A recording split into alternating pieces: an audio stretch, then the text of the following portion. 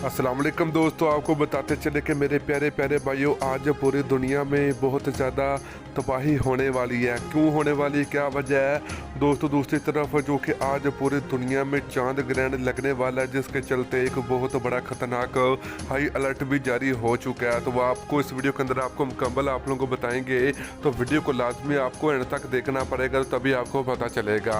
तो दोस्तों, उससे पहले अगर आपने अभी तक इस वीडियो को लाइक नहीं किया तो वीडियो को लाइक करें, चैनल को सब्सक्राइब करें, बेल आइकन जरूर इनेबल करें ताकि आप लोगों को मजीद वीडियो का नोटिफिकेशन मिल सके। तो चलिए मेरे प्यारे प्यारे भाइयों, आप लोगों को बताते चले कि आज 16 मई है। तो 16 मई वाले दिन दोस्तों चांद ग्रहण लगेगा, जिसके चलते दोस्तों बहुत बड़ा खतरनाक हाई अलर्ट जारी हो चुका है। अगर आप लोग घर से बाहर निकलते हो तो फिर एहतियात से निकलें।